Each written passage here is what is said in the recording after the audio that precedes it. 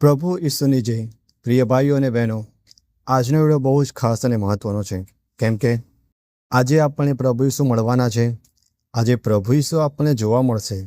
આજથી પ્રભુ ઈસુ આપણી સાથેની પાસે રહેશે. આજથી આપણે પ્રભુ ઈસુ સાથે ચાલીશું, જીવન જીવીશું અને તેમની સાથે રહીશું. આજે આપણે જોવા જઈ રહ્યા છીએ પ્રભુ ઈસુની મહિમા કેવી રીતે આપવી, પ્રભુ ઈસુ નામને કેવી રીતે જીવનમાં ઊંચું લઈ જવું અને કેવી રીતે તેના નામને મહિમા આપીએ. તો ભાઈઓ અને બહેનો, આપણા જીવનમાં થાય છે શું કે આપણે પ્રભુ ઈસુને મહત્ત્વ જે રીતે આપવું જોઈએ તે રીતે નથી આપતા. જે રીતે જીવન જીવવું જોઈએ તે રીતે સાચી રીતે સાચું મસીહ જીવન નથી જીવતા અને આપણે તેમાંથી દૂર થઈ જઈએ છીએ અને તે કારણથી આપણે તેના નામને મહિમા આપી શકતા નથી. તો ચાલો આજે આપણે જાણીએ કેવી રીતે પ્રભુ ઈસુના નામને આપણા જેનો મહિમા આપીએ અને ઊંચું લઈ જઈએ. આજે હું તમને સાચી હકીકત જણાવવા જઈ રહ્યો છું. જરા ધ્યાનથી સાંભળજો. આપણને એ વાત ખબર છે કે આપણે પ્રભુ ઈસુને કેટલો પ્રેમ કરીએ છીએ. આપણને એ વાત ખબર છે કે આપણે પ્રભુ ઈસુને કેટલો પ્રેમ કરીએ છીએ. પણ એ વાત ખબર નથી કે પ્રભુ ઈસુ આપણને કેટલો પ્રેમ કરે છે. પણ એ વાત ખબર નથી કે પ્રભુ ઈસુ આપણને કેટલો પ્રેમ કરે છે. આ બીજી વાત જે મેં કીધી તે તમારે ધ્યાનથી સાંભળવી જોઈએ. તો આવું કેમ થાય છે? તો આપણે તેની માટે જેમ આપણે ચર્ચમાં જઈએ છીએ પણ આપણી અંદર ચર્ચ આવતું નથી. આપણું હૃદય એક વ્યક્તિ જેવું બનવું જોઈએ જે બનતું નથી. આપણે પ્રભુ ઈસુના પ્રેમને ચાખવો જોઈએ, તેની ખબર હોવી જોઈએ. ત્યારે જ આપણે એક સાચું મસીહ જીવન જીવી શકીશું.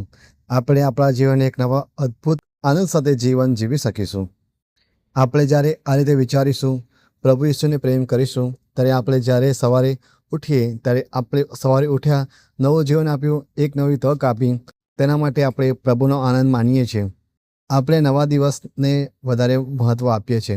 પણ સાચી વાત એ છે કે આપણને જે પ્રભુ ઈસુએ કૃપા આપી છે, આપણી પર જે દયા બતાવી છે, તેને આપણે શોધવી જોઈએ. આપણે પ્રભુ ઈસુને શોધવા જોઈએ. સવારે આપણે સારી સેહત આપી તેની માટે આભાર માનીએ છીએ અને સેહત સારી છે તેના પર વધારે ધ્યાન આપીએ છીએ. પણ સાચી વાત એ છે કે પ્રભુ ઈસુનો આશીર્વાદ આપણી સાથે છે, તેટલા માટે આપણે સારી સેહત મળી છે.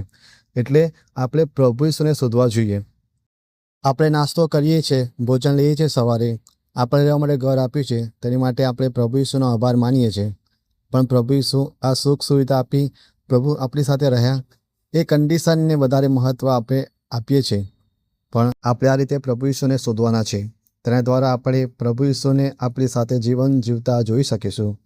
આ અહેસાસથી જ આપણે સાચા મસીહ જીવન તરફ જઈ શકીશું. આપણે જ્યારે સવારે નોકરી કે અભ્યાસ અથવા બીજા કંઈ કામથી જતા હોઈએ છીએ બહાર, તે પ્રભુ ઈસુ આપણને સહી સલામત રાખે છે, આપણને સાચવે છે, ત્યારે આપણે તેમનો આભાર માનીએ છીએ. પણ જ્યારે આપણે સાચી રીતે પ્રભુને શોધીશું, ત્યારે આપણે તેના પ્રેમને જોઈ શકીશું, જે આપણી ઉપર હંમેશા હોય છે. આપણે પ્રભુ ઈસુને જોઈ શકીશું. આપણે જ્યારે સાંજે ઘરે પાછા આવીએ છીએ ત્યારે આખો દિવસ આપણે સારી રીતે ગુજાર્યો, તેની માટે આપણે આખા દિવસને બહુ જ મહત્ત્વ આપીએ છીએ. પણ આ રીતે આપણે પ્રભુ ઈસુનો જે યોજના છે આપણા જન્મ, તેને મહત્ત્વ આપવું જોઈએ. તેમની યોજના લીધે જ આપણે આખો દિવસ મળ્યો છે. પ્રભુ ઈસુ આપણી સાથે છે, તે આપણે જીવન જોવું જોઈએ. આ રીતે જ્યારે આપણે બધી વસ્તુમાં, બધી વાતમાં પ્રભુને શોધી જોઈશું, ત્યારે આપણે પ્રભુ ઈસુને સાચો પ્રેમ કરી શકીશું અને ત્યારે આપણે પ્રભુ ઈસુના નામને ઊંચું લઈ જઈને તેને મહિમા અને માન આપી શકીશું. આજે આખા દિવસ દરમિયાન આપણને કોઈ પણ વસ્તુ ખરીદી, ત્યારે આપણે તે વસ્તુ માટે બહુ ખુશ થઈ હોય છે. પણ સાચી વાત એ છે કે પ્રભુ ઈસુએ આપણને એ વાત સાચી આપી છે. જો આપણે સાચું મસીહ જીવન જીવતા હોઈશું, તો આપણે વસ્તુ માટે નહીં પણ પ્રભુ ઈસુને આભાર માનીશું કે આપણને વસ્તુ આપીએ તે માટે નહીં, પણ પ્રભુ તું મારા જીવનમાં છે, તું મારી સાથે પાસે રહે છે, તેને આપણે વધારે મહત્ત્વ આપીશું. ત્યારે આપણા પ્રભુ ઈસુના નામને મહિમા આપી શકીશું. પવિત્ર બાઇબલના વચન, માથી અધ્યાય 23. કુંવારી કન્યાએ ગર્ભ રહેશે અને તે પુત્રને જન્મ આપશે અને લોકો તેનું નામ ઇમાનુએલ એવું પાડશે. ઇમાનુએલ એટલે ઈશ્વર આપણી સાથે છે. આ પવિત્ર વચન આપણને જણાવે છે કે આપણા જીવન દરેક વાતમાં, દરેક સેકન્ડમાં પ્રભુ ઈસુ આપણી સાથે પાસે હોય છે. બસ આપણે ખાલી તેમને શોધવાની જરૂર છે. અને જ્યારે આપણે આ રીતે વિચારીશું, જીવન જીવીશું, ત્યારે આપણે સાચી રીતે પ્રભુ ઈસુને પ્રેમ કરી શકીશું, તેમની આરાધના અને સ્તુતિ કરી શકીશું. પવિત્ર બાઇબલ પણ જણાવે છે કે આ રીતે જીવન જીવવું તે પ્રભુના નામને મહિમા આપી શકાય છે. કલોસ્યા અધ્યાય 3:17. વાણીથી કે કર્મથી તમે જે કાંઈ કરો છો, તે બધું પ્રભુ ઈશ્વરના નામે કરો અને તેની મારફતે પરમેશ્વર પિતાનો આભાર માનો. પહેલો કોરિન્થ અધ્યાય 10 કડી 31. ભલે તમે ખાતા હો, પીતા હો કે જે કાંઈ કરતા હો તે બધું ઈશ્વરના મહિમા માટે કરવું. પહેલો પિતર અધ્યાય 4 કડી 11. જેથી બધી વાતમાં ઈસુ ખ્રિસ્ત દ્વારા ઈશ્વરનો મહિમા થાય. તો ભાઈઓ અને બહેનો, ચાલો આજથી જીવનમાં દરેક સેકન્ડ, દરેક મિનિટમાં, દરેક કામમાં જેમ દરેક પળમાં આપણે દરેક વસ્તુને ના જોતા આપણા વાલા પ્રભુ ઈસુને શોધીએ, જાણીએ, દેખીએ, તેમને પ્રેમ કરીએ, તેમની આરાધનાને સ્તુતિ કરીએ, પ્રાર્થના કરીએ અને તેમના નામને મહત્ત્વ આપીએ અને તેમના નામને ઊંચું લઈ જઈએ, તેમના નામને મહિમા આપીએ. પ્રિય ભાઈઓ અને બહેનો, આજના પ્રભુ ઈસુના શુભ સંદેશ દ્વારા આપણે શીખ્યા કે આપણે પ્રભુ ઈસુ નામને કેવી રીતે સાચી મહિમા આપી શકીએ.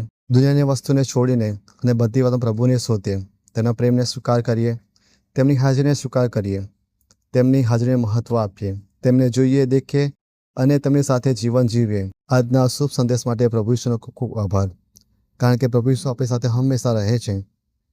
ચાલો આજે પ્રભુનો આભાર માનીએ કે તેમણે પોતાના પવિત્ર વચન દ્વારા આપણા જેનો પ્રકાશ અને આશા આપી. જો આ પવિત્ર શુભ સંદેશ તમને આશીર્વાદરૂપ લાગ્યો હોય તો એને લાઇક કરો, શેર કરો અને ચેનલને સબસ્ક્રાઈબ કરવાનું ભૂલશો નહીં. પ્રભુ ઈસુ ખ્રિસ્ત તમને તમારા પરિવારને હંમેશા આશીર્વાદ આપી. તમારો આભાર.